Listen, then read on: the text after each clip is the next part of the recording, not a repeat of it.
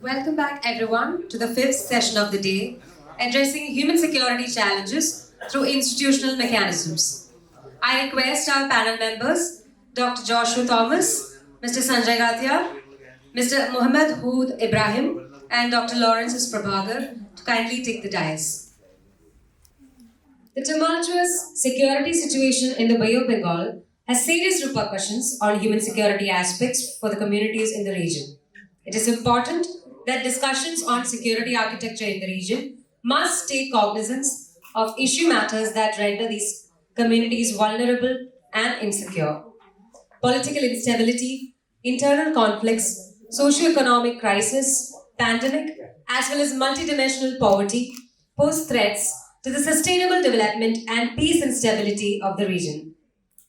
Deepening regional cooperation is a way forward to face many such challenges by fostering government to government as well as multilateral level cooperation. This session will be moderated by Dr. Joshua Thomas. He is the former Deputy Director of the Indian Council of Social Science Research, Northeastern Regional Center Shillong, and is also Coordinator, ASEAN Studies Center, Ministry of External Affairs, Government of India. His areas of interest include issues related to ethnicity, insurgency, peace process, border trade, displacement, and India's relations with neighboring countries, particularly with Bangladesh, China, and Myanmar. I hand over the session to you, Dr. Thomas.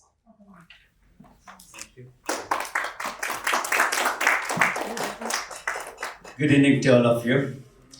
Let me start with a word of deep appreciation to FNF and CPPR for bestowing this honor, inviting me to this wonderful international conference, and of course this beautiful city of Kochi. And this is my second visit. I really enjoyed each and every minute of the discussion which we have been having from yesterday evening onwards. Let me say my sincere thanks to Dr. Thanuraj for making it possible for all of us to be here. And also let me say thanks for giving me this wonderful opportunity to share this session on human security challenges through institutional mechanism in Bay of Bengal region. I have three distinguished panelists. Two of them are very young. And of course, Lawrence was my student many years ago at Madras Christian College. He's an erudite scholar. I need not introduce about Lawrence. And of course, I'll be mentioning about the other two panelists also. Their names are in the booklet, and there is no need for me to read and waste my time and your time. You can go through that one. But definitely, I will mention about them when I introduce them.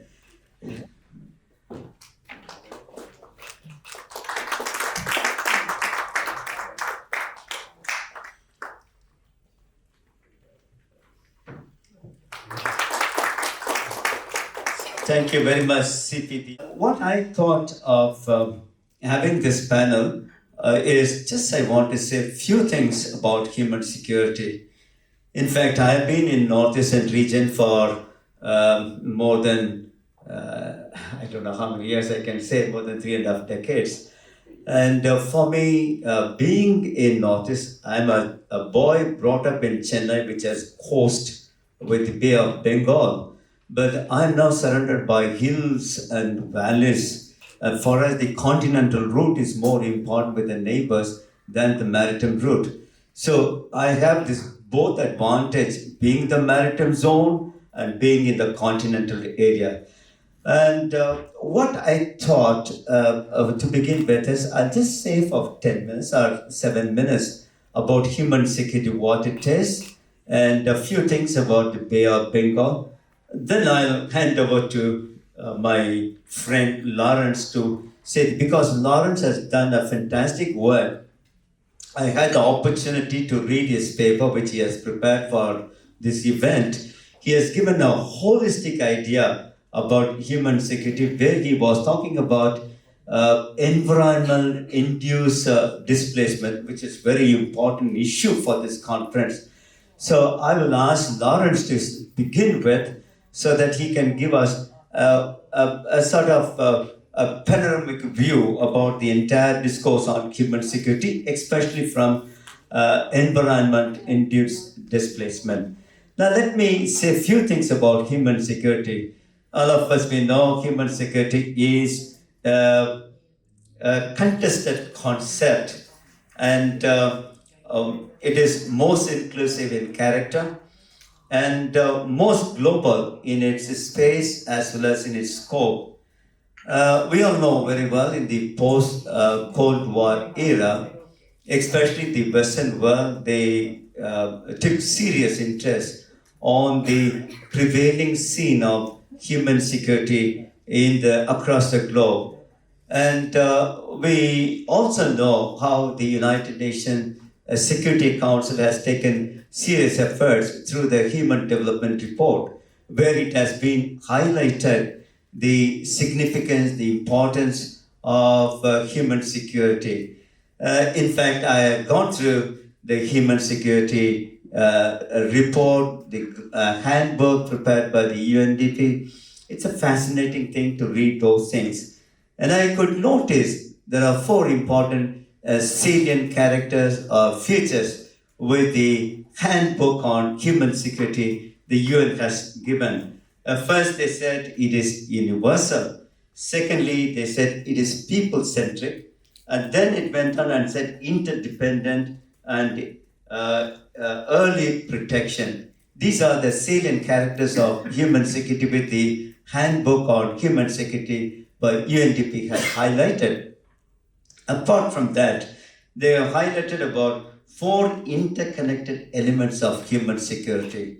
To begin with, about the economic security, food security, health security, environment security, personal and political security, and so on and so forth. And it was the Secretary General of United Nations Security Council, Mr. Dr. Kofi Annan.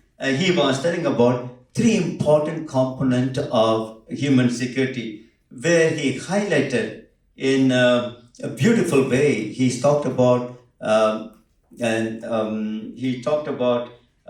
freedom from fear, freedom from want, and freedom to have dignity of life. Now, when we talk about human security, these three important footprints we have to keep in our mind. And in the same report, which I had just now quoted, they highlighted what is the meaning of human security, what are the essential features of human security. I don't want to take much of time on this particular issue. Now, quickly, let me go to the Bay of Bengal.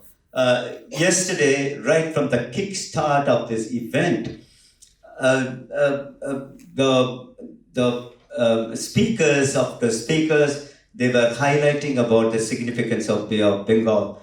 Now, when I look at Bay of Bengal, I could see that Bay of Bengal is situated at the intersection between South and Southeast Asia, and we can call it a divider, and also we can call it a connector, and also we can call it a battleground. On the one side, China, it is competing with India. On the other side, the United States is challenging China in this region. So these things we have to keep in our mind. Now, when we talk about the Bay of Bengal, it has different movements and waves. First and foremost, we see the movement of people. We call it migration. My panelists, they will be highlighting about migration from different facets. And also, we see the refugee crisis, the internal displacement, and so on and so forth. So it is first about the movement of people, migration. The second thing is it's a movement of trade, commerce, and connectivity. And the third movement, which I can say is movement of ideas. Then we can think about the movement of waves of regional and sub-regional cooperation. And I don't want to take much of the times of our distinguished panelists. And as we all know, the three panelists, Dr. Lauren Prabhakar was professor teaching political science and focusing on international relations. He was a Fulbright scholar in the United States. He's a prolific writer who has written many things related to maritime security and India, ASEAN, India and the United States, and of course on India and China. Oh, the theme which you have identified on environment-induced displacement, we call this environment refugees. And also I will be happy if you could highlight the institutional mechanism in which, by which, through which we can address the issue of human security. Thank you. Thank you, Professor Joshua Thomas. I thank the Lord God for this opportunity to come to this conference and to speak on the term of human security in the visage of climate-induced migration. I especially would like to thank FNF and CTPR for this very important conference and the kind of salubrious support that has come forth for this day. When we look at the specter of climate change, it is perhaps the one common global commons factor of transnational interest, which basically affects all regions there. And I think there's a progressive degradation of the environment and the progressive worsening of the climate change, whether it is searing heat or it is freezing cold or unseasonal weather that has been battling the continents of the world there.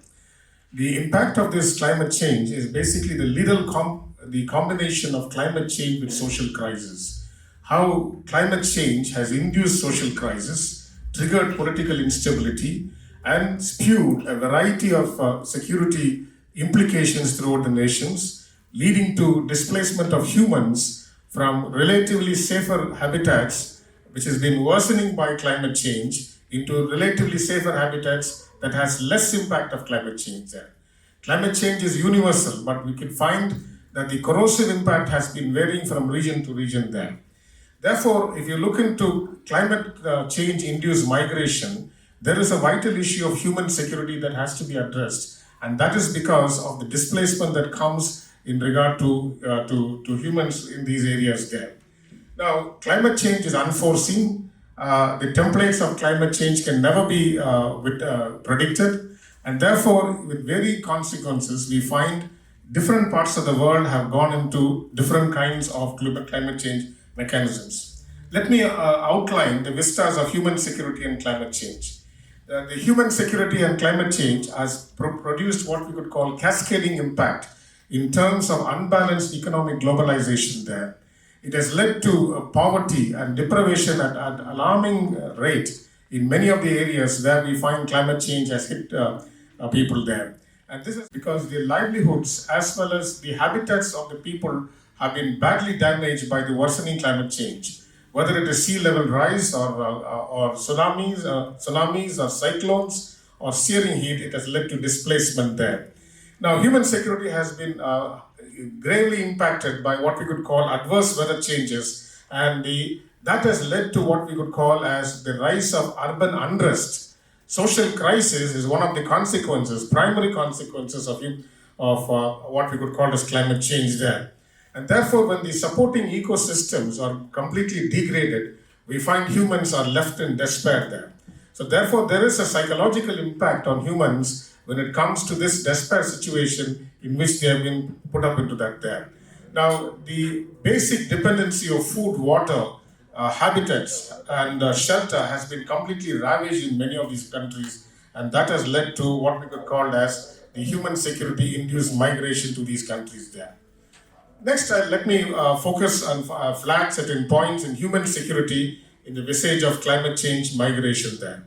When we look into human security-induced climate change migration, we have a definition that is given by the International Organization for Migration, which calls them as environmental migrants there. Now, these environmental migrants are persons or group of persons who for reasons in their own habitats have been ravaged by adverse weather, prefer to choose to temporarily or permanently move to safer habitats actually there. And therefore, climate change has been aggravated by 4 factors which we need to link it with human security. And what are these 4 factors? Number 1, there has been an intensification, progressive intensification of natural disasters, both in terms of sudden and slow onset of increased displacement and migration there. Secondly, there has been adverse consequences of increased global warming, and that has led to regional variations and climate variability affecting the livelihoods, public health, food security, and water availability there. Water security is a vital important aspect of livelihood security for these displaced persons there. Thirdly, we have rising sea levels, which basically has inundated the coastal areas, and progressively we will find that the littorals of the Bay of Bengal are going to be flooded into several kilometers inland actually there. And world's populations, about 60% of the world's population are living in the littorals, and therefore this is going to be a massive crisis in the coming years. And there's going to be competition for scarce natural resources, even as what we could find that climate refugees are displaced from one place to another place. Let me quickly come to the context of Bay of Bengal and what are the imminence of climate change induced migration in Bay of Bengal there. In the Bay of Bengal, we find that 8 of the 10 countries have the greatest number of people living in low elevation and coastal zones in South and Southeast Asia there. Therefore, the Bay of Bengal is a high-risk, vulnerable zone, and this has been cited by the Global Climate Change Vulnerability Index. And of course, Bangladesh has been one of the states which is at high risk there. Similarly, countries like India, Myanmar also feature in what we could call the extreme risk category there. States like Bangladesh and parts of Myanmar, India, Vietnam, Indonesia are featuring excessive flooding, cyclones, and they severely handicap what is called as the agro-based economies there. Therefore, on one side, we find aggravations of climate change. On the other side, we find that the agricultural production in these countries have been gravely affected, leading to displacement of those people who are involved in agriculture also there. And there is also the compounding effect of socio-political change that is coming in terms of the human displaced populations, and they need immediate relief in the host areas where they've been relocated there. And therefore, the Bay of Bengal has this vulnerability that is going to aggravate in the coming years, even as the Antarctic ice packs are melting at an alarming rate that could come into that there. Let me just flag 3 important issues of this erosion of what we could call as the Bay of Bengal. One is called the littoral or the coastal erosion, in which much land has been lost to sea, and we find that India has lost about 235 square kilometers of land in the 1919-2016 period actually there. West Bengal, the state of West Bengal itself has suffered 63% of erosion between 1990 and 2016, losing 99 square kilometers of land actually there. So therefore, loss of land, loss of habitats, and loss of human habitats is actually aggravating the situation. Secondly, we find mangrove loss that is happening in the coastal areas. And these mangrove losses is actually, which is a natural border or a defense against tsunamis, is been lost to climate change. And we find that this is also happening in terms of the various aquaculture industries that have come in the coastal regions, and that is implying its corrosion or mangrove loss actually there. Thirdly, we find cyclones and floods happening in unprecedented manner and unpredictable manner, and that has led to an increase of 50% global cyclonic activity in the Bay of Bengal itself, and that is creating large vulnerable populations who are either temporarily displaced or permanently removed from this region there. And therefore, this drastic impact of climate change is directly implying on or impacting on what we could call as livelihood security and food security there. Let me look into the institutional mechanisms that has been created to tackle this climate change migration in the Bay of Bengal there. Now, SAARC basically has an organization which is SAARC and ASEAN are 2 organizations, regional organizations that straddle in this entire region there. BIMSTEC has been created since 1997, both as an idea as a trans-regional organization to look into these aspects there. SAARC has what we could call the Disaster Management Center, but we find that not much work has been done by the SAARC disaster management sector there. On the other hand, we find various non-resident institutions like the Bay of Bengal Large Marine Ecosystem, Bob Lene, which is playing an important role in climate change mitigation there. It has been supported by the FAO, by the GEF, that is Global Environmental Facility in Norway, the Swedish International National Development Cooperation Agency, and the National Oceanic Atmosphere Administration. And therefore, we find that these, what we could call non-governmental organizations, do play a vital role in the region there.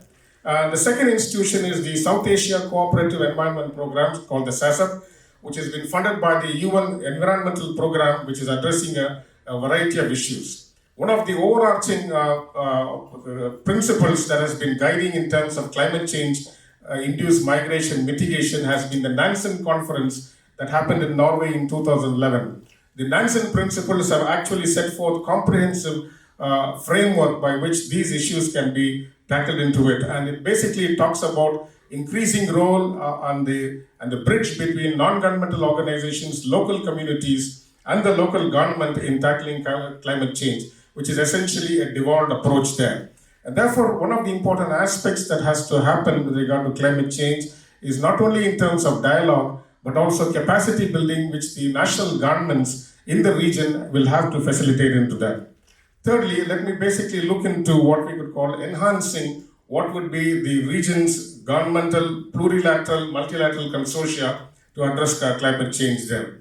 Now, one of the main aspects that is happening in the Bay of Bengal region, while economics, connectivity and trade has been going on, climate change agenda has not received much importance in terms of the dialogue between the countries in the region actually there.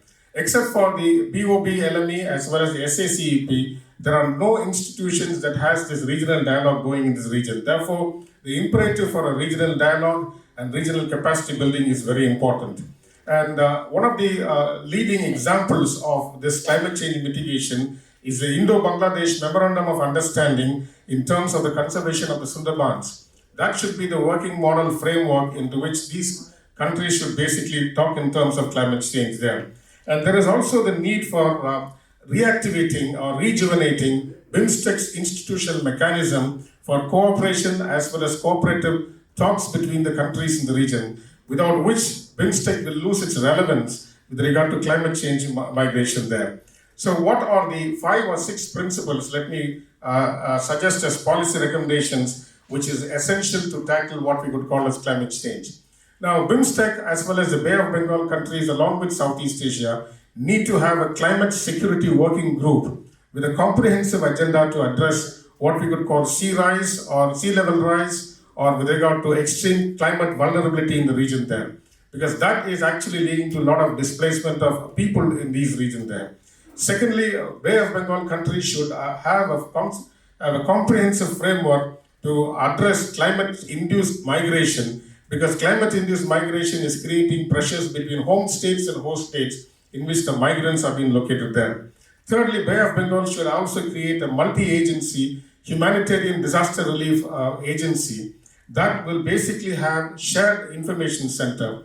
There needs to be a kind of a information center that will actually be able to warn, predict, as well as forewarn dangers coming as a result of cyclones as well as extreme climate events there.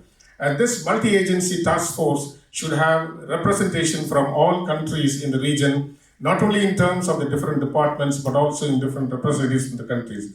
Fourthly, there must be the aligning of the national climate policies of the Bay of Bengal countries with that of BIMSTEC, so that essential coordination and better synchronization can happen between these countries. And fifthly, SARC has to be activated in terms of the SARC Disaster Management Center, as well as with the local non-governmental organizations, so that a holistic, unified approach can be basically brought into consideration there.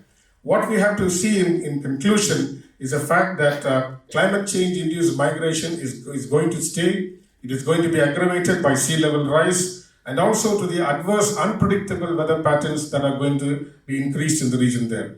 And the pace and scope of these changes are going to be unpredictable in the coming years. Secondly, climate change security policies cannot be national. They have to be regional and trans-regional. Because without a trans-regional approach, it is very difficult to have any concrete plan to address climate change-induced migrations. Thirdly, I think the issue of home state, the home as well as host societies, hosting the climate refugees will have to be addressed, because they should not be looked at as what we could call as aliens, but they have to be looked in terms of people who have been subject to vulnerabilities, and therefore a comprehensive approach with regard to home and host aspects of climate change-induced migration need to be addressed comprehensively. Thank you and God bless. Concise, and also you have put it across the reason for this particular climate-induced displacement, and also you have given the various steps which we need to take to activate both the international agencies as well as the government agencies. We'll come to the question and answer session, and there are a lot of things, not only me and other scholars who are here, they will love to ask you. Now let me introduce the second speaker, Mohammed Hood Ibrahim, and he is a public relations manager, researcher, and political scientist experienced in communication and marketing services. And I'm glad that he is a leader in youth movement at Maldives, and is the editor of a Journal of Youth, Peace and Security. Since this event is speaking about peace and security, I'm sure you'll be able to speak from your country perspective, and I'll be happy if you could broaden your scope, not only from Maldives perspective, also the neighboring countries, little countries of Bay of Bengal. That will be a fascinating thing for us to listen and to learn from you. Oh, dear friend. Greetings. Thank you, Dr. Joshua and Dr. Lawrence, for that wonderful insights that you've shared with us. And also, I'd like to thank FNF and CPPR for this opportunity to join you here.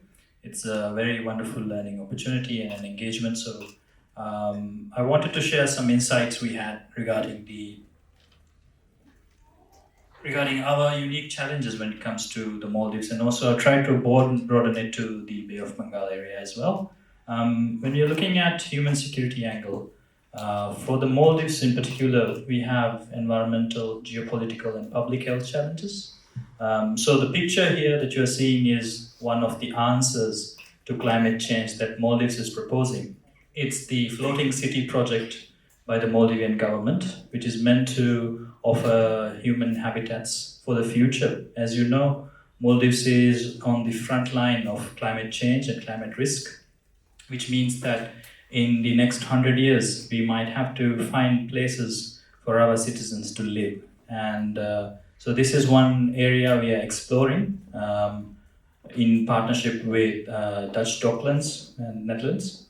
So the background of the Maldives is very recently we have identified that disruptions to the food systems across the world is also very negatively impacting the human security of particularly the Maldives, and also I'm sure the other Bay of Bengal countries as well.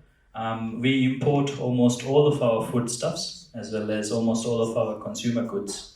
So this is a very important and opportune moment for small island developing states as well as Bay of Bengal states to look at sustainability and resilience in local food production and changing consumption habits that can benefit to national economies and move away from high-cost import foodstuffs. So as during the closed session on Russia-Ukraine war, there were remarks and insights regarding the cascading effects, I think, that come about because of things that happen very far from home, but it has very strong implications to all countries. So I'm here on behalf of the Youth Peace Security Journal, which is based out of Netherlands, and it's a global network of research, particularly focusing on individual young people, and it's trying to reclaim the academic research space for young persons around the world. So when you look at the Maldivian islands, it's a small island developing state, as I stated, and it's often described as the pearl necklace of the Indian Ocean. Almost 1,200 islands, and trade and travel through and to the Maldives benefit the unique geographic position of the Maldives, and we are positioned like a toll gate between the Western Indian Ocean choke points of the Gulf of Aden and the Strait of Hormuz. On one hand, on the Eastern Indian Ocean choke point of the Strait of Malacca. So there are ISLs, so international shipping lanes, that run through the vicinity of the Maldives, which have a broad strategic significance for global maritime trade and of particular importance to our friends and regional partners. When you look at particularly about 50% of India's external trade and 80% of its energy imports transit through these international shipping lanes. So this brings me to the next point. The human security or the broader security of the Maldives is also the security of the Indian Ocean. When you look at the background further, more than 70,000 cargo ships cross the Indian Ocean every year annually, and most of them pass through the Maldives. And the value of goods transmitted just through the north of the channel in the north called Ihavandipol is estimated to be US dollars 18 trillion annually, and that's just the north. So we'll have to do further assessments to identify the value of goods in the south. So this includes 8 billion barrels of the Arabian Gulf oil en route to Asia transported through in large crude carriers annually. So when you try to further distill this idea of human security in the context of the Maldives, it's the themes that are generally reflected in other Bay of Bengal states as well. When you see inequality and poverty, public health issues, resource depletion, mismanagement, particularly in the food security area, we've identified that the farming sector of the Maldives is not as strong as it could be, and we have also moved away from the fisheries. I'm sure you all know Maldives is very famous to be the popular tourist destination. It's a high-end destination for tourism. This has also come at the cost of lower prioritization of other sectors. And during the COVID-19 lockdowns and disruptions to supply chain, we were able to identify the vulnerability and also very acutely felt this problem of not having food security and also environmental mismanagement, using too much fertilizer, and not being resilient enough to create our own food or food production for consumption. And also corruption and crime is an issue that we are facing. When the way we have tried to answer this issue of food security that I would like to highlight more is by the private sector stepping in to fill this gap.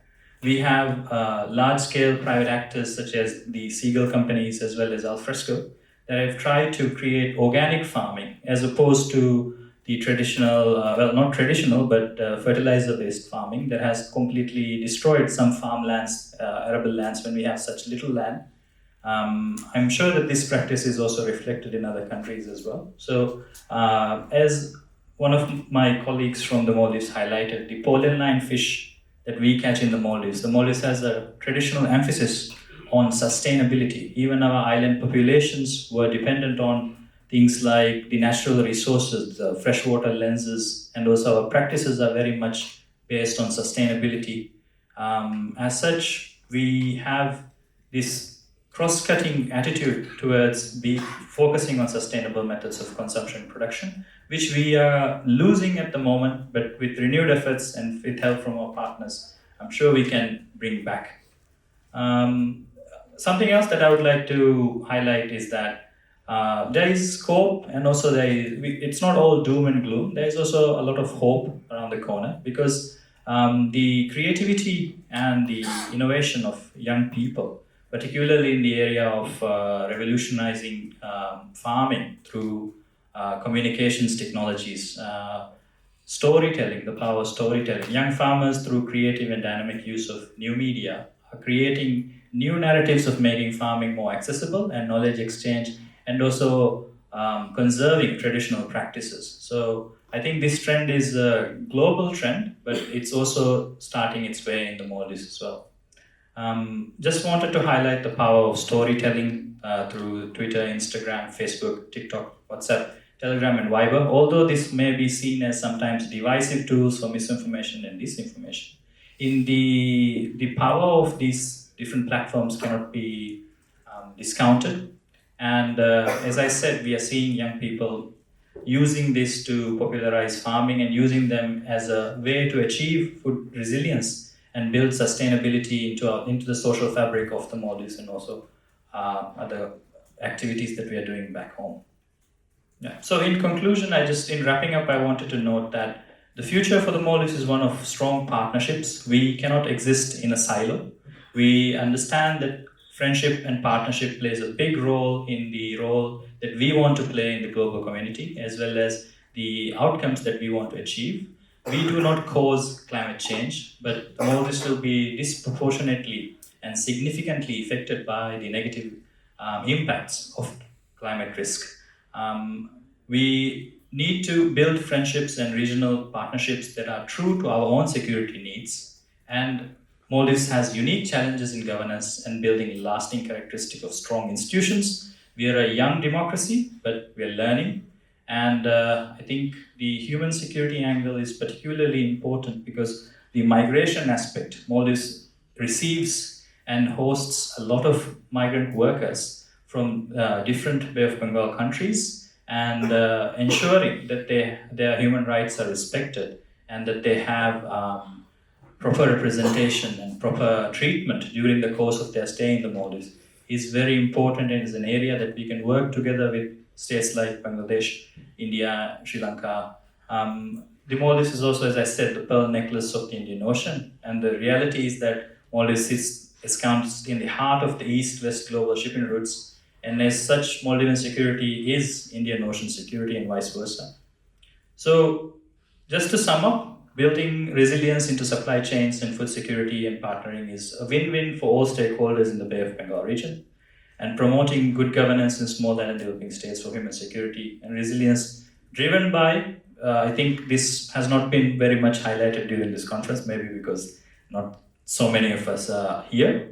Young people need to be brought to the forefront and also given a space to speak about these security issues, because the inheritors or the trustees or the stewards of the future are going to be the young people, and their voices need to be heard and they need to be included in any policy discussion, especially in academic policy discussions, which is what we do with our Youth Peace Security Journal, reclaim that space for young people. And there is a diverse potential, and I know that the challenges might be very overwhelming, but also the resilience of the human spirit is also very strong. So I think we can come together to solutions. Thank you. That's all. The way how he started, that Maldives is a floating city, and from there you took the narration to you took it to a necklace of pearls. It's a marvelous way of summing up your country, which doesn't even have 500,000 population. You're able to do. You did mention about the organic farming. I'm coming from a state called Meghalaya, where organic farming is very popular, and the products which are produced is a bit costly, and it is very competitive. So it has its own advantage. And food security is one of the major crises which we are facing across the Bay of Bengal, across the globe. We need to address them. The one thing which you mentioned about youth must be brought to the scene, that's very important. Well, we will have a lot of questions to discuss with you, and I'm sure our distinguished audience will be ready with questions to ask on the floating city with diverse questions. Now, I'm extremely happy to introduce Mr. Sanjay Gajia. He has his origin and root in India, but he's staying in Bangkok, Thailand, and working among the refugees, or I can say the Burmese refugees mostly.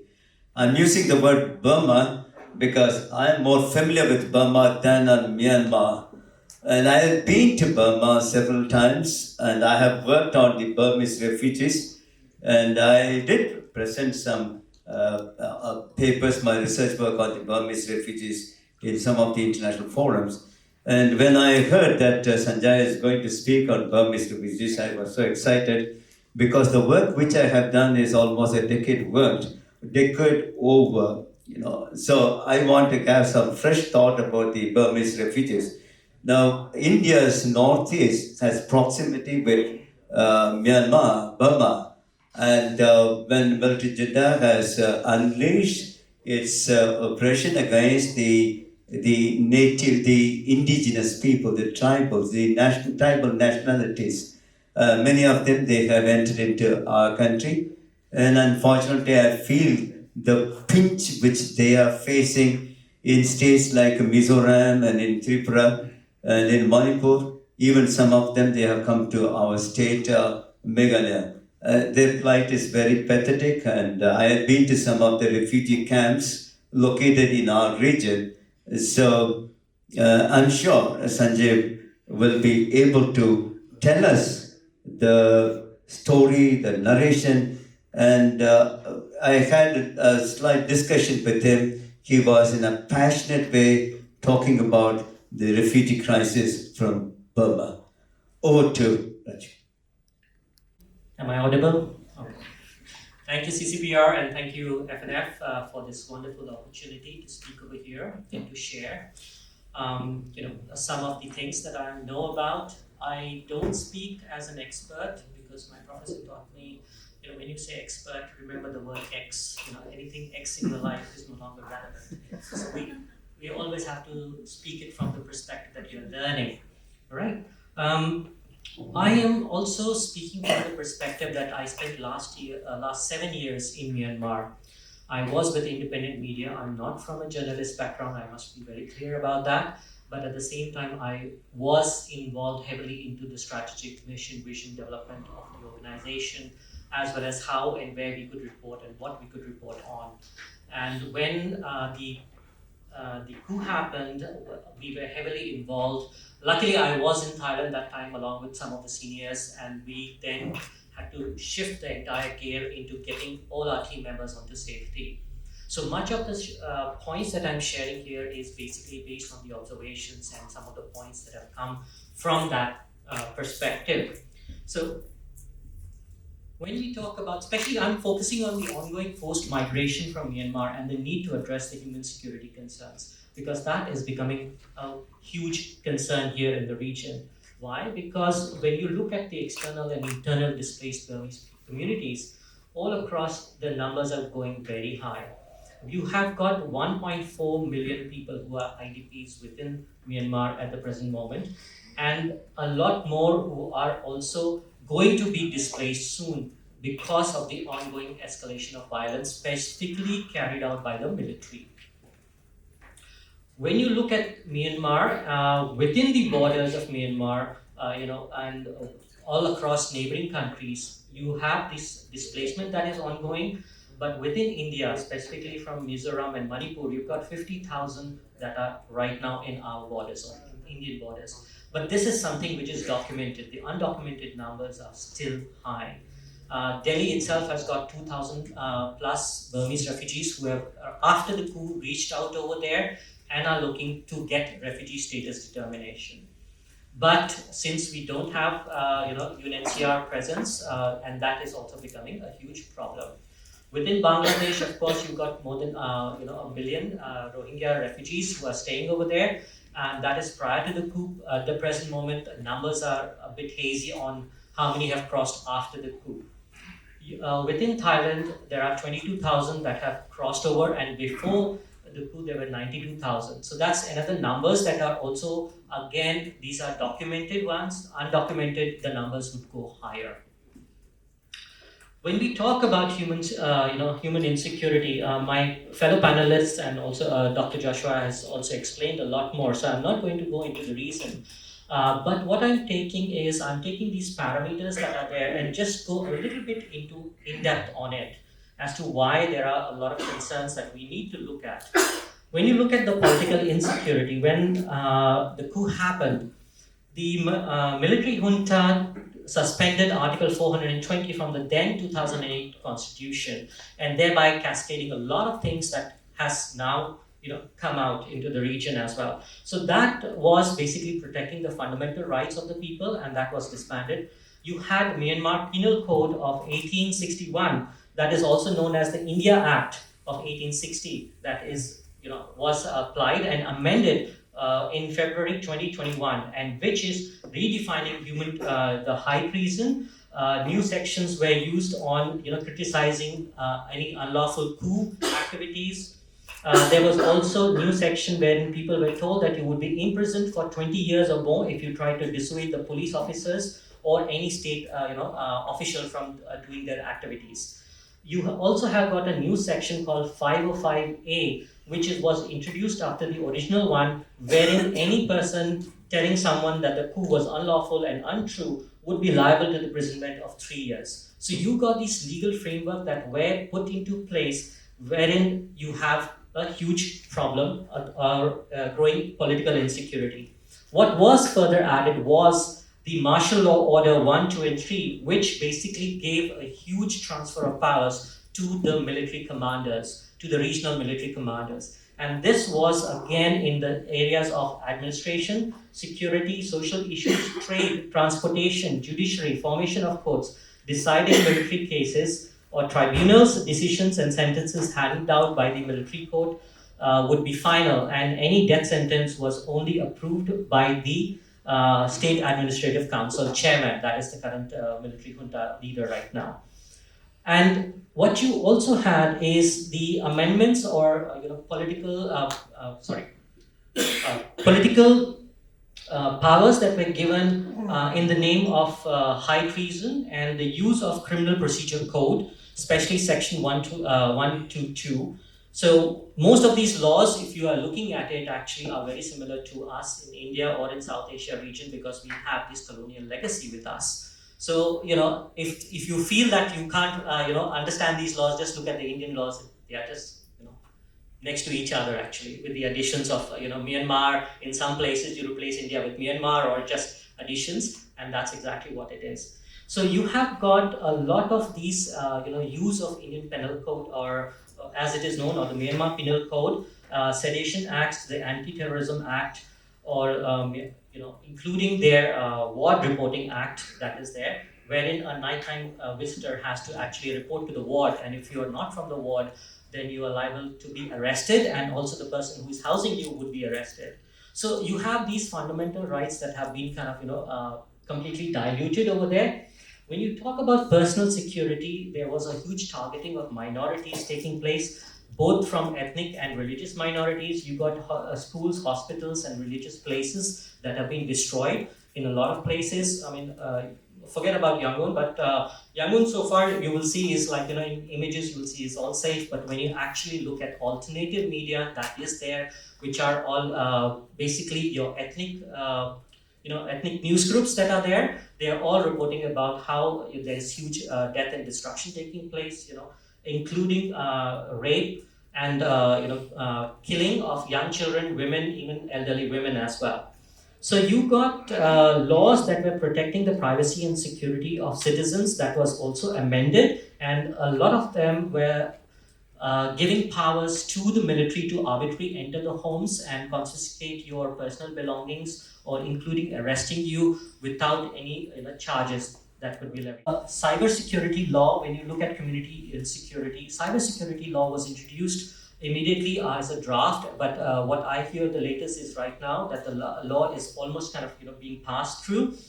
It is unclear, but at the same time, it gives a huge control over almost internet and telecommunications. And what happens is that the control over freedom of expression is right now very much in the hands of the military, because it allows the military to almost give its these foot soldiers the power to just arbitrarily take any mobile phone or any device from you, from any person, and check its contents, and if anything is found that you are by the suspicion found to be supporting the pro-democracy movement or doing anything that is considered as anti-military junta, that's it. You could land up in jail, or they could confiscate all your belongings.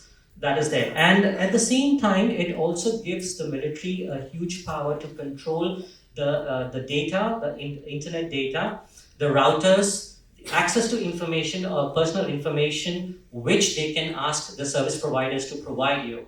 And mind you, one of the things that has also taken place as things moved ahead is the telecom sector that had three key players in it. One was MPT, that was Japan-supported, the state service provider. Then you got Telenor from the Norwegians, and then you got Ooredoo, from Middle East. Telenor withdrew. It's sold out its shares to a military associated firm. That's there. Ooredoo is almost on the same lines, doing the same. MPT, of course, it's a state one. It's also, again, almost under state control. So you got these three service providers that are almost arbitrary, completely under the control. Plus you got Mytel, which is basically a joint military venture between Vietnam's military and Myanmar's military, and therefore they are also into the telecom sector. So you got an entire spectrum of your telecom and broadband or even internet under their control. You again, what I was mentioning before, the ward or village tract administrative law, which was again amended. Again, it was earlier withdrawn during the NLT government, and right now it has been reintroduced. That means again, your nighttime visitors have to report, and if you're not again from the ward, you're having an issue. So shutdowns were also done in the name of trying to control so-called spread of misinformation. And what the military had done is that immediately, once it took control, it froze all your Facebook Messenger, Instagram, WhatsApp, Twitter, saying that it was ensuring country stability. Therefore, it's shutting this down. And in order to control that flow of information, what they did is and they still continue to do, is to completely block internet in many parts of the country. Of course, it's a military. It will always use a military tactic in order to counter so-called enemy. Enemy means this is people, basically. Right? So you got another factor, that is the economic insecurity. You got international sanctions that are there on key people of the military, including associated companies where they are on the board, including associated, let's say extended family members. So this is taking place. You got banking system which is under the watch because there are key banks which are operating in Myanmar right now, and the consumer is actually forced to move from a cash economy to a digital payment system, and thereby it is only provided by these banks which are completely controlled, let's say, by those who are having very close proximity to the military, and therefore you have no other option but to utilize that services only. So cash actually is being gradually withdrawn from the market. That's equal to around 2,000 Indian rupees. Almost on the lines of demonetization. What we felt was felt over there, or is continuing to be felt over there. So you have this. You have forced conversion of all your international currency into local chats. All the banks were told you have to convert it immediately with immediate effect, and that was said to be in 1 day. And that continues to be applied. It's only when a strong reaction was done by a lot of international companies that they actually managed to say, okay, we will not do it for certain companies, and that you have to completely negotiate. So there goes so much for international business, right? You have also got FATA, the Financial Action Task Force watch list, where Myanmar is right now, including a lot of key people who are on that. Food insecurity. We've been talking a lot about food insecurity, and some of my fellow panelists have also highlighted it. But I'm just going to take an aspect of some things that has to be mentioned in context of Myanmar. You got increased price rises because a lot of things have risen. Because oil, yes, Ukraine has also affected Myanmar because of that, and oil is now within Myanmar also. It's becoming a huge problem. So prices are rising. It's adding to the to the supply chain. What is there? You got losses of productions because finance is not available, or international finance is not available for companies in order to kind of really develop the market. That is there. You got technical services that are also affected. The seed quality is affected because they can't import, because a lot of countries is right now not exporting to Myanmar. So you got that. You got climate change that is also impacting, especially in the Delta region, wherein people are facing a lot of unusual rainfalls. There is drought taking place. There is unpredictable weather. Furthermore, you have got a lot of lack of experts, or let's say knowledgeable people or specialists, or the human resources completely moving out, because a lot of them actually joined the pro-democracy movement, and therefore they don't want to be actually identified with the military junta. So that's another thing taking place. So there is also, because internet is shut down, you got also lack of access of information. So how is the the community or the farming community actually going to address their problems, or how can they access information in order to actually address the problems that they are facing. You also got a huge labor scarcity because your huge market was of the people, and most of them basically, because Myanmar is an agriculture-based society, so a lot of them actually joined your pro-democracy movement, and therefore when you are targeting people who are actually working in the farms, you don't have farm hands actually right now. So that's another problem that Myanmar is facing or continues to face. So there is also a lot of mobility restrictions because the military junta, in order to control people, is trying to limit where people can move. So how can the labor move from one place to the other? And especially if you are belonging to any ethnic background, you were being targeted as a spy, or you were targeted as a person who is, going to do some anti-junta activities in other places, and therefore you were detained, deported, or deported in the sense from that particular state or region to wherever you are coming from, saying that no, you can't pass, or you were put in detention. You got health insecurity taking place because you got when on 2nd February, when the civil disobedience movement started, that was started by doctors or healthcare workers, and that was led by them, that was started by them, and that's when a huge amount of civil servants also joined. So you have got a huge number of healthcare workers who joined this movement, and therefore there is a huge lack of human resources in that area. So SAC, as they call it right now, also weaponized the COVID response, and what they did was to control all the supplies that they were getting, donate, even including with what India donated them, the supplies on COVID relief and everything. It was controlled, kept into their own, let's say military installation areas. People had problems getting access to oxygens, or any medical supplies and all. I can say personally, I was also trying to help certain people myself. So that's another thing that was taking place. You got environmental security again. Everything that has been done or was being done by the military is right now in a huge problem, because you again have a lack of resources taking place. So just moving on, right now, when you look at the key factors, of course, you're talking about regional cooperation. That all is impacted because end of the day, if you want to look at poverty alleviation that you want to do, there are huge factors we still need to understand, because there are different layers, and this all gets impacted right now with what is happening in Myanmar. The impact on India, of course, the neighborhood first policy, India really needs to, relook at things, because when you look at it from the broader perspective of the digital surface connectivity, it's impacting India. It's also impacting India's, Act East policy. You also have an impact on Bay of Bengal's or other initiatives that are taking place, not to mention the Indo-Pacific strategy as well. Why? So, it's good to look at maps to get an actual understanding of what's happening. So you look at Asian Highway, it enters from Tamu, just next to More in Manipur, and comes to Miyawadi in Thailand. That's Asian Highway 2, right? Again from Tamu and all the way to Tachilek in Thailand. You got India, Myanmar, Thailand trilateral highway. So this is one part which comes till Yangon, and then goes to Mae Sot in, this is your Stillwell, which comes from up there, and then you got the Kaladan project. Now, why am I showing you? When you look at this map, this is the active conflict going on in Myanmar.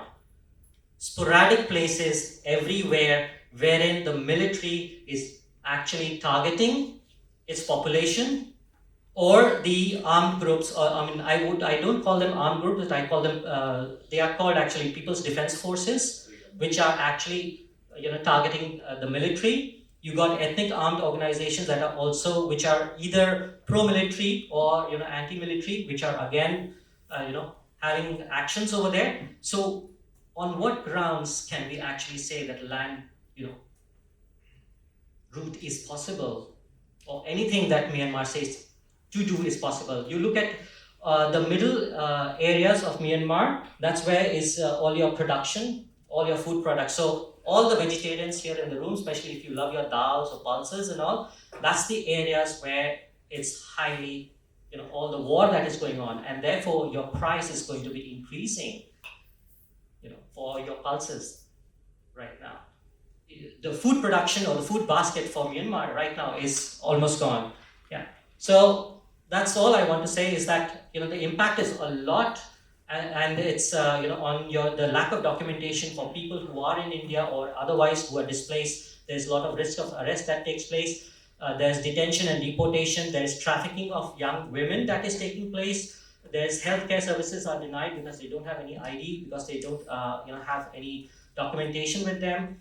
Access to education is denied. There's mobility that is impaired. There's no job opportunity, and there is increased financial insecurity, not to mention racism.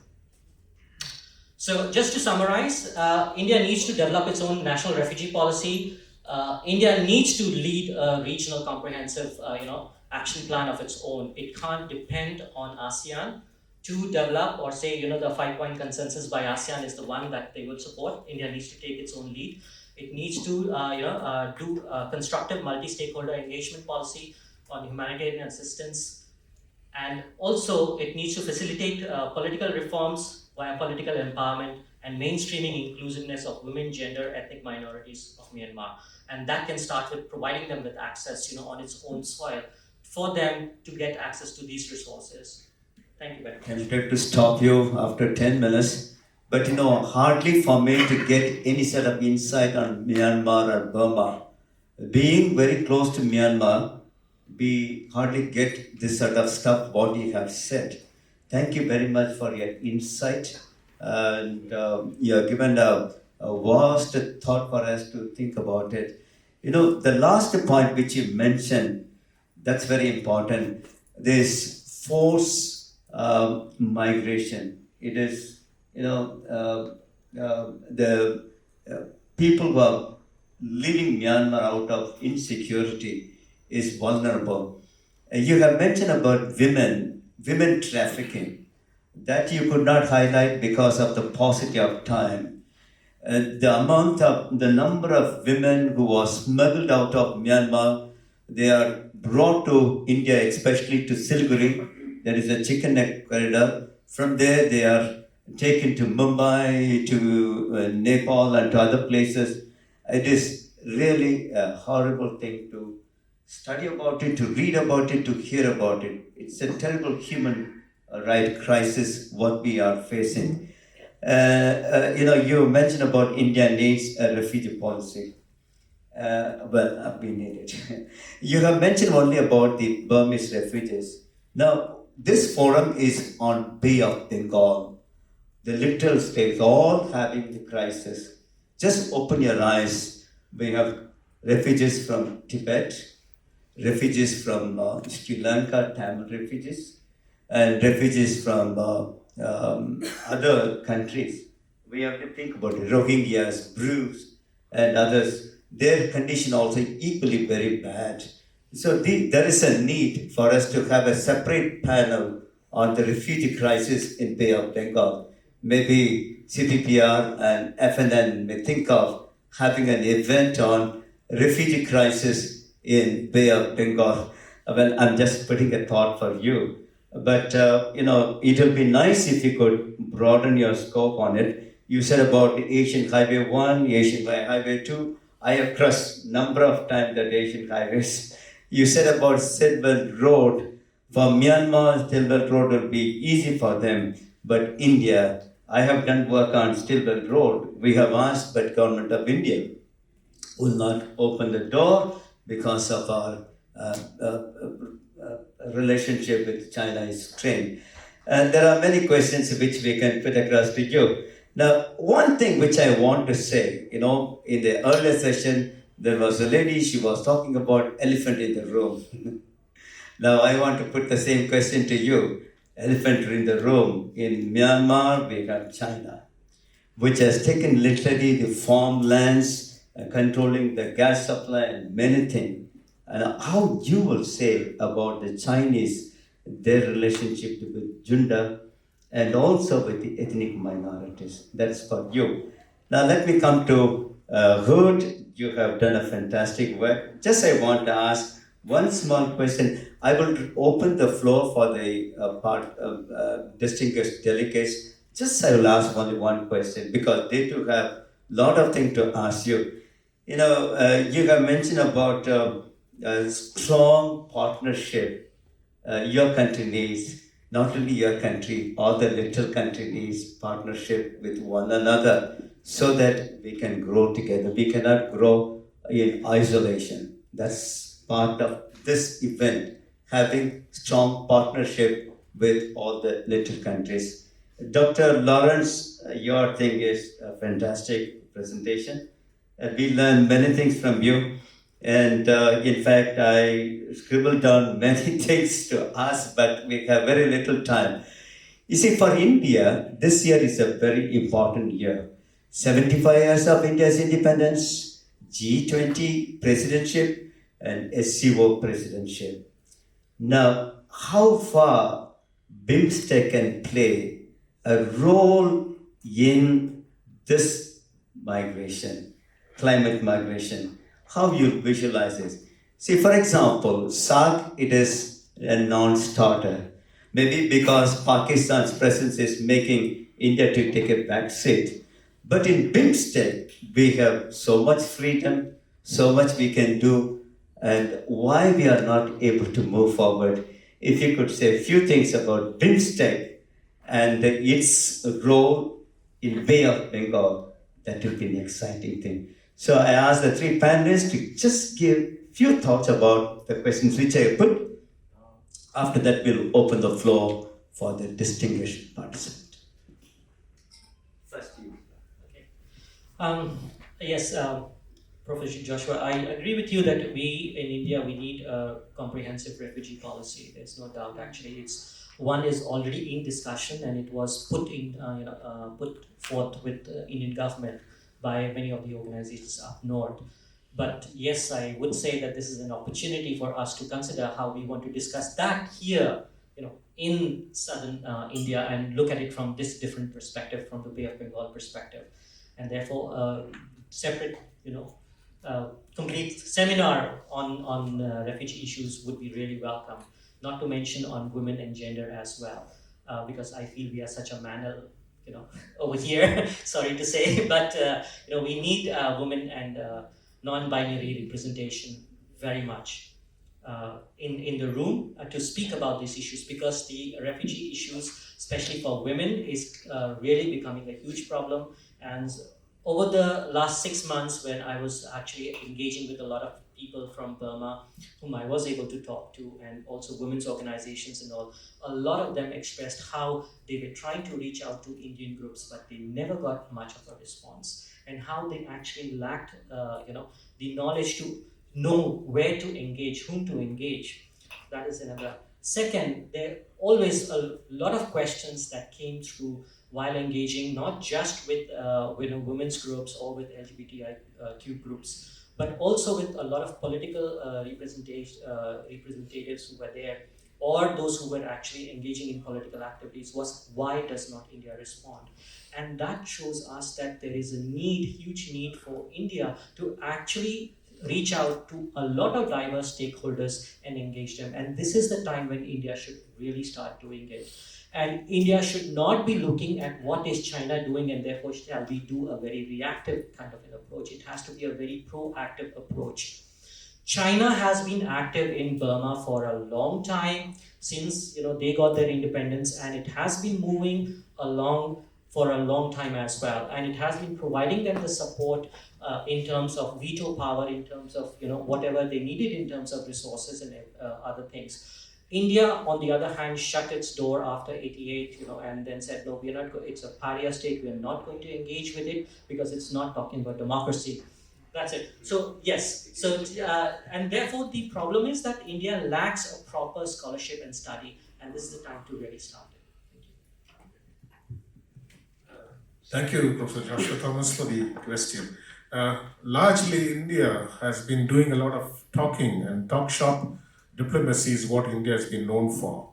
There's a 4 feet or a surfeit of what you could call as an action follow-up in anything that they do into it.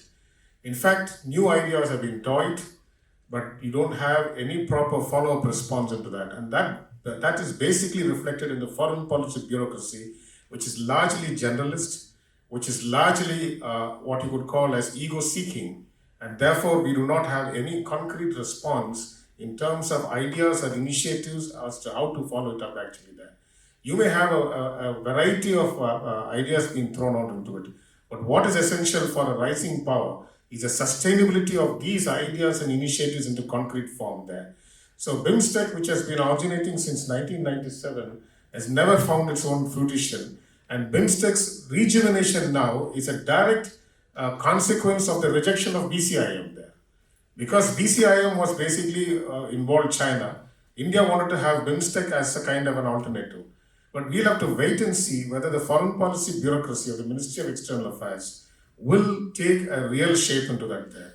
And I think there's a surfeit of initiatives as far as India is concerned, because follow-up action to any concrete initiative is wholly lacking in a country of 1.4 billion. And the kind of lack of personnel in the MEA is appalling actually there. You don't have specialists to run these institutions actually there.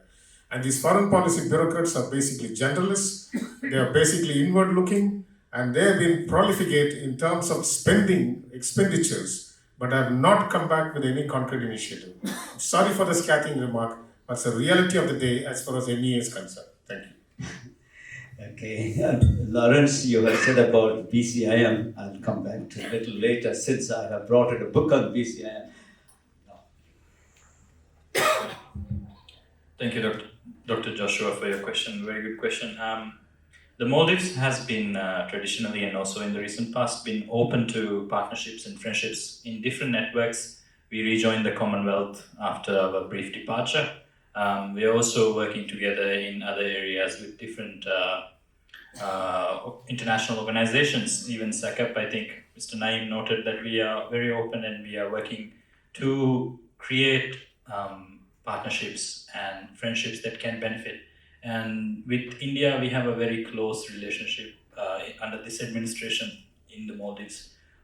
We have, even very recently, we received, I think, the Ministry of External Affairs and the Maldives Foreign Affairs Ministry had an exchange of US dollars 100 million for development, different development projects. One of our bridges, which is meant to create the greater metropolitan area of the Male city, is being funded in part in concessional loans as well as in grant funding from India. So we are very keen and always welcoming to friendships within the Indian Ocean neighborhood. And also, as you mentioned, we are open to engagement in BIMSTEC as well. Yeah, thank you.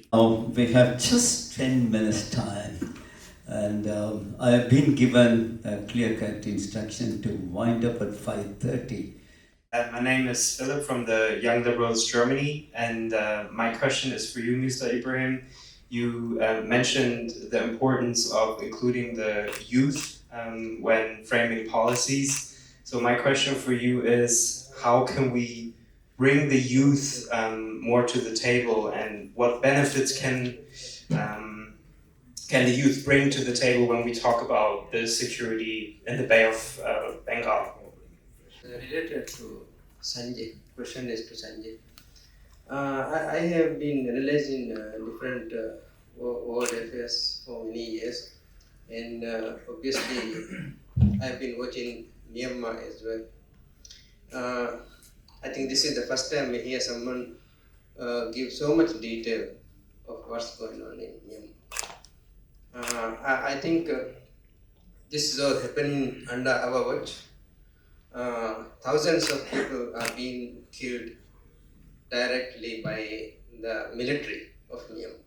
We have seen a genocide also on our watch in Rwanda.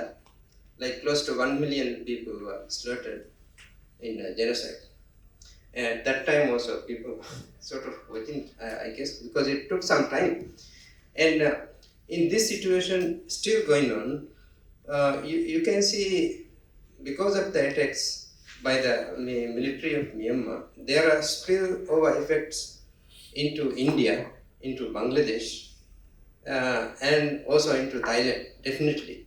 And these three countries are also suffered because they have to manage the refugee issues, economic sanctions and military sanctions against Myanmar. But my question is it enough is being done by the regional powers?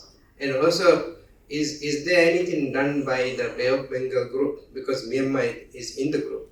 And the other question is, can Bay of Bengal group do anything to stop Myanmar? Thank you. That's a very important. The crisis is too much. Pradhan? Sad stories also. One of my questions, my dear friend Professor Lawrence, they have been concerned about the climate. I think global concern is very much there. But there is an Arctic ice that is melting faster than that our scientists could imagine. And they are anticipating maybe by 2030, 2040, or latest by 2050.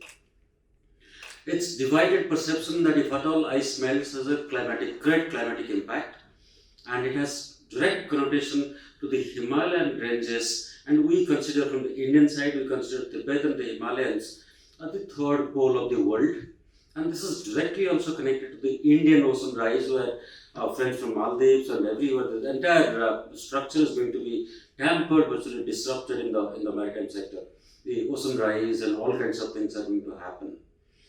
Now, the other side, the Arctic Council, and they are all looking at the developed countries, they're all involved.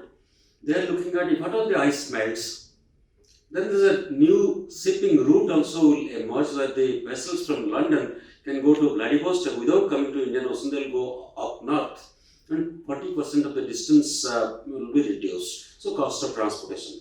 So, we're looking at development, we're looking at the climate change impacting all of that also at the same time. If I go back 1960s onwards, I think Orbit Pardo, the Malta's ambassador to the United Nations, he initiated the whole idea of the debate of small island nations in the maritime sector and the global attention to the whole issue itself. From 60s onwards, we have been debating even till today. And in the whole process, I think our friends in Maldives, they have also leased out 12 islands to the Chinese. Possibly, I don't know for what reasons. And the Chinese are having great investments everywhere. They have converted Oman deserts into industrial parks. They're doing it in Egypt also, and the developments. So, are we really talking about climate or development, or how are we reconciling? And the human beings are likely to be part of the process of this development and the sacrifices that are needed in that. How do you respond to that? Thank you. My name is Hari Shankar. I teach law at Cochin University. So I'll be very quick. This is rather a very theoretical question. I am not sure because I missed one part of the presentation. So the question is, of course, it has a very practical element also, because you talked about climate-induced human security, forced migration, and human security. So my question is, where do you place the concept of national security in this conversation? Is it an integral part of human security, or is it, because I see, for example, India is concerned about the national security whenever there is a migrants coming from Bangladesh or Rohingya migrants, and similarly Syrian refugees going to Europe. You have all these national security discourse emerging. So where exactly is the place for national security in the theory of human security? Hello, I'm Rakesh. I'm a writer. We just spoke about China and how its hand is forcing the military junta to act in condemnable ways. So my question is, what kind of characteristic will force China's hand so that it can think of improving the situation in Myanmar? That's it. Thank you, Professor Pradhan, for the question. I think this whole dueling between what we would call climate change affecting human insecurity and the potential benefits of what climate change can open up the Arctic ice route is a well debatable question. But the whole point is that what opens in the Northern Sea route is actually going to submerge many islands all through in the southern sector actually there. because I think water is actually a transnational issue. If you want to use a commoditization of the word, water is a transnational issue. That in the action-reaction phenomenon, you'll find that this water submergence is not only going to affect Maldives, but the entire littorals of India is going to be affected. I think Government of India has not yet come with a comprehensive action plan with regard to littoral security and human displacement that will come in a futuristic perspective. That is something that what Government of India should do, and we are not thinking about that.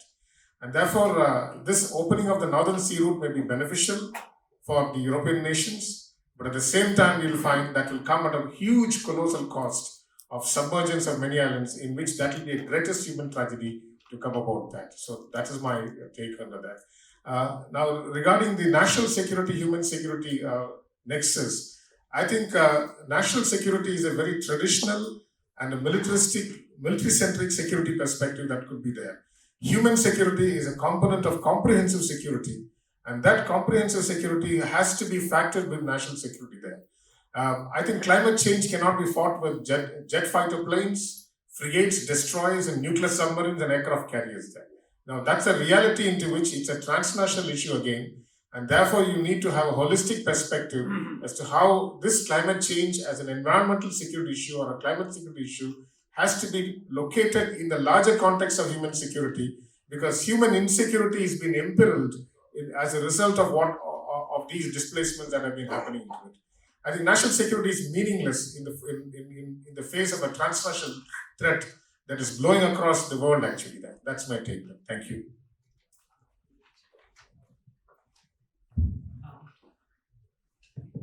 Very quickly to kind of answer the concerns that were raised. US, yes, it's doing. It's trying to engage India, it's trying to engage Bangladesh, it's trying to engage Thailand, and because it doesn't have a physical presence adjacent to Myanmar, therefore it has to engage these three countries. So that's one thing. A lot is being done, but it's not coming out in the open as well. ASEAN, again, ASEAN is talking about 5-point consensus, which it had a decision along with the Burmese military junta, and therefore it's still at a limbo because the military junta is refusing to move things forward. It says, no, we will do it at our own pace and time. So there goes your regional answer, except that Malaysia and Indonesia are pushing for something to take place. Japan is of course trying to also come into this whole play and also try to play as a mediator.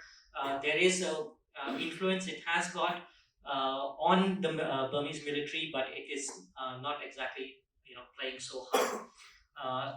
BIMSTEC, well, you have to ask yourself what is what more can be done, because unless and until there is a national framework by each of these countries here, you will not be able to come up with a regional framework. So you have to start with the base, and that is have a national framework in order to respond to a refugee crisis at home first. China. China is, of course, as I mentioned, it's there. It has a long developed, it took a long shot game, and therefore it developed a long relationship with every ethnic group it could, which it had on its own north, on its southern borders, or Myanmar's northern border, having and engage them not just in terms of providing them with kind of, let's say, economic integration into their own markets, but also access to other services, which is not coming out. So China is a key player, and therefore India also needs to actually open up, not just with China, but also with other key players and start engagement. Thank you. So I think the question was, what role can young people play in bringing solutions? So part of the work that we do with the Journal of Youth Peace Security, which is founded on the work by the United Nations Security Council 2250 on youth peace security. So the idea is that we inform policy through research and bringing young people to the policymakers, getting them to do research work, and even the work that I do with the Asian Development Bank in the Maldives, doing climate risk assessments, particularly focused on young persons and their experiences in the rural area, the impact of climate change and the different flash flood, different problems that come to farmers, fishermen who are disproportionately affected by these kind of big issues that are not caused by them, but they are on the front lines of the cause and effect.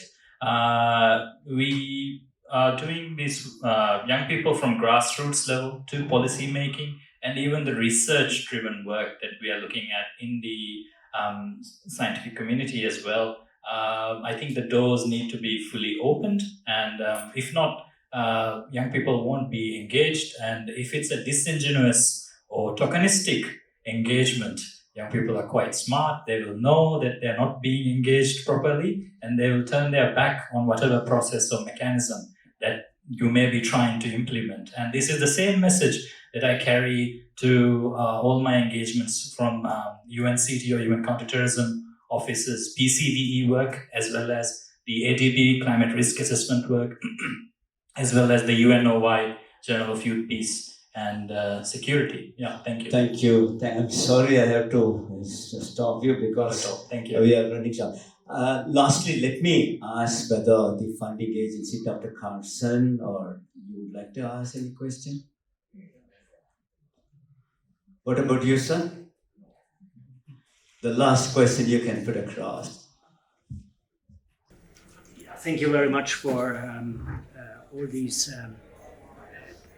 extremely interesting and relevant aspects. On a larger scale, my question is related to the United Nations organizations. Are the United Nations organizations, and particularly which ones, are those who could really help to solve the different crises about humanitarian aspects of climate change the best? Do you think that these questions are really well taken by the concert of the United Nations organizations? We have been talking about the Bay of Bengal little states, their involvement in this particular issue. But he has highlighted what the United Nations body can do. We have UNDP, we have International Labour Organization, Red Cross, humpty number of organizations. Will anyone would like to respond to Dr. Cogson's? I think UN agencies like the High Commissioner for Refugees, they should have a special protocol as far as climate change refugees are concerned. FAO has to give technical support in terms of habitat loss as well as agricultural land loss. And of course, the ILO, the International Labour Organization, should also do it. Therefore, an action plan of the UN agencies, specialized agencies of the UN, in concert with BIMSTEC, could be one progressing point in which an action plan can be devised. That's my short suggestion. Thank you, Lawrence. You have lucidly summed up the whole thing, what Dr. Carlson was anxiously waiting a response from all of you. Now, as a chairperson for the session, I just would like to sum up. In fact, she was telling me that the session must have some sort of policy recommendation. I don't know what sort of policy recommendation we can give. But what I feel, there are 3 pointed things which this session can recommend, or rather the 2 funding agency can think of. First and foremost, Bay of Bengal regional dialogue on the lines of Indo-Pacific regional dialogue, which they have annually. We can think of having it. The reason is, this can seek to foster exchanges of ideas and promote deliberations on maritime issues, human security issues. This can be one of the things which you can think of as sort of recommendation from here. The second thing is, and I still remember the 4th summit which we had, BIMSTEC, there India has proposed to have a center for Bay of Bengal studies. It was given to Nalanda University. Now, human security is a vast canvas. Number of issues were involved. Now, what we can think of from this panel is to have a Center for Human Security in Bay of Bengal. You can give an acronym saying CHSBB. Maybe you can think of having it in Kerala, in the University of Kerala, since we have closer proximity with the little states of Bay of Bengal instead of having in Nalanda in northern India. Okay, so that is the second thing. Third thing, I was just thinking of saying Vijay has been saying about P2P, people to people, cultural connectivity.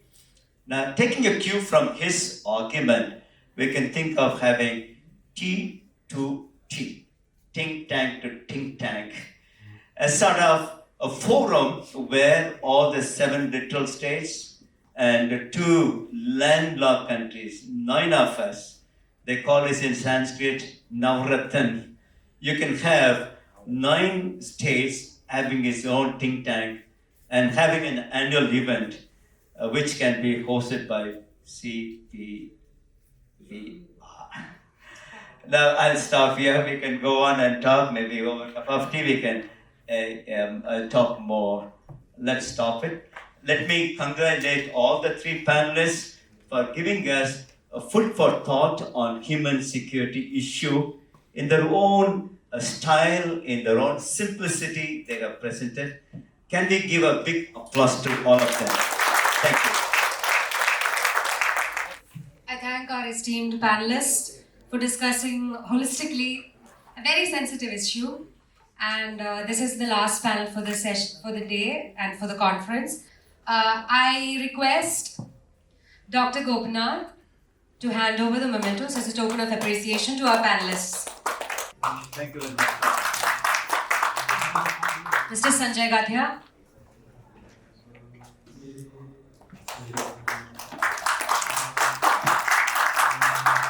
Professor Lawrence Prabhakar.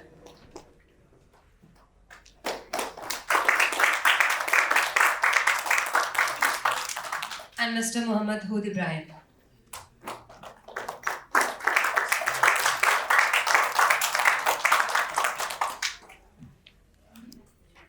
A picture together with all the panelists. I request Dr. Klein to also come forward for a picture.